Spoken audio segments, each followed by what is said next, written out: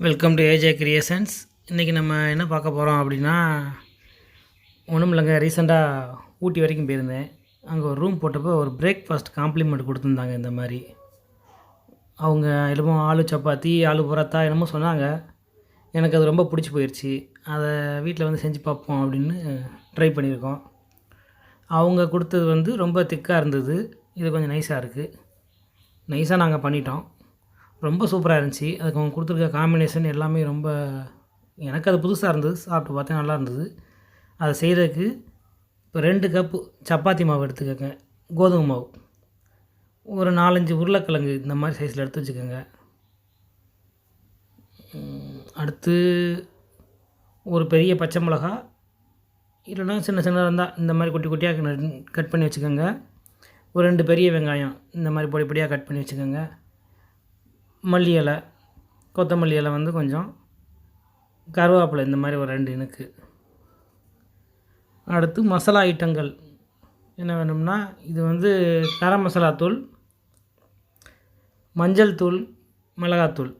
இது வந்து அவங்கவுங்க டேஸ்ட்டுக்கு பொறுத்து தேவைக்கு போட்டுக்கோங்க. நாங்கள் காட்டின அளவு அப்படியே போட போகிறோம். இந்த அளவு. இது வந்து சாட் மசாலா, மாங்காய் பொடியெலாம் சேர்த்து பண்ணியிருப்பாங்க சாட் மசாலா. அது இப்போ எப்படி செய்யலாம் பார்த்துடலாம். இந்த மாவில் உப்பு போட்டு ஒரு 2-3 ஸ்பூன் கடலை எண்ணெய் ஊற்றிக்கங்க. கடலை எண்ணெய் ஊற்றி நல்லா பிணைஞ்சிருங்க. மாவை பிசைஞ்சு வச்சுருங்க. இந்த இவ்வளோ பொருளும் தேவை. மறுபடியும் ஒரு தடவை நல்லா பார்த்துக்கோங்க. இவ்வளோ வேணும். இந்த மாவு வந்து கொஞ்சம் நேரம் ஒரு 2 மணி நேரம் ஊறினா நல்லாயிருக்கும் சப்பாத்தி. ஒரு 2 மணி நேரம் ஊறட்டும். ஒரு ஈர டவல் வேணால் வச்சு இந்த மாதிரி கவர் பண்ணி வச்சுக்கோங்க. அடுத்து இது வந்து உருளைக்கிழங்கு மசிக்கிறதுக்கு பொட்டேட்டோ மெஷர். இது இல்லைன்னா பில்டப்லாம் தேவையில்லை, கையில் பிணைஞ்சிக்கலாம். உருளைக்கிழங்கு ரெசிபி எனக்கு பிடிக்காது, எனக்கு வயிறு ஊதிடுன்றவங்க போயிடலாம். இதுலேயும் கொஞ்சம் உப்பு ஆட் பண்ணிக்கோங்க. இந்த எடுத்து வச்சுருக்க பொருட்கள் எல்லாத்தையும் ஒன்று ஒன்றா சேர்த்துக்கலாம். இந்த சாட் மசாலா வந்து ஆம்ச்சூர் பவுடரு, அந்த மாதிரி மாங்காய் பொடி, அந்த சில விஷயங்கள்லாம் சேர்த்து போடுவாங்க. நல்லாயிருக்கும்.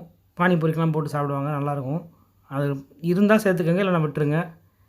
இந்த எல்லா பொடியையும், கறி மசாலா எல்லா பொடியையும் ஆட் பண்ணிவிட்டு நல்லா பிணைஞ்சி வச்சுருங்க. இந்த மாதிரி இப்போ நார்மலாக சப்பாத்தி தேய்க்கிற மாதிரி தேய்க்கலாம். இந்த மாதிரி ரவுண்டாக தேய்ச்சிருங்க. இப்போ நல்லா அழகாகத்தான் வரும். இந்த ஃபில்லிங்கை வச்சதுக்கப்புறம் தான் கொஞ்சம் கஷ்டமாக இருக்கிற மாதிரி இருக்கும். கஷ்டம்னா என்ன, வெளியில் தெரிகிற மாதிரி இருக்கும். அதுக்கு தகுந்த மாதிரி நீங்கள் மாவு எடுத்து நல்லா திக்காக போடணுன்னா போட்டுக்கலாம். இது வந்து எனக்கு ரொம்ப பிடிச்சிருந்துச்சி. நான் வந்து செஞ்சு சாப்பிட்டே ஆகணும்னு சொல்லி இங்கே வந்து நாங்கள் ட்ரை பண்ணி சாப்பிட்டுட்ருக்கோம். நீங்களும் இந்த அளவுகளோடு செஞ்சு பார்த்து பிடிச்சதுன்னா கமெண்ட் பண்ணிக்கோங்க. இந்த மாதிரி தேய்ச்சாச்சு. இப்போ வந்து தோசைக்கல்லில் போட்டு எடுத்துக்கலாம். ஒரு 2 ஸ்பூன் கடலை எண்ணெய் ஊற்றிக்கிங்க. எண்ணெய் நல்லா தாராளமாக விட்டு சாப்பிடுங்க, ஒன்றும் பண்ணாது. இந்த மாதிரி நல்லா அழகாக பொரிச்சிக்கலாம். அவங்க எங்களுக்கு கொடுத்தது வந்து கொஞ்சம் திக்காக இருந்துச்சு. ஆலு பரோட்டான்னு சொன்னாங்க. நம்ம இதுக்கு வச்சது தான் பேர். நம்ம மசாலா சப்பாத்தி, உருளைக்கிழங்கு சப்பாத்தி அப்படி வச்சுக்கலாம். ரொம்ப சுவையாக இருக்குது. அதுக்கு அவங்க கொடுத்த காம்பினேஷன் எனக்கு ரொம்ப புதுசாக இருந்துச்சு. அது என்னென்னா, தயிர் வச்சு கொடுத்தாங்க. என்னடா ஊட்டியில் குளிரில் தயிர் வச்சு சாப்பிட சொல்கிறாங்களே அப்படின்ட்டு சாப்பிட்டு பார்த்தேன். எனக்கு ரொம்ப ரொம்ப ரொம்ப பிடிச்சிருந்துச்சி. அதனால தான் அதை செஞ்சு பார்த்தேன். இதில் ஸ்பெஷலே இந்த சப்பாத்திக்கு வந்து தயிர் தான். அதை நீங்கள் கண்டிப்பாக ட்ரை பண்ணுங்கள்.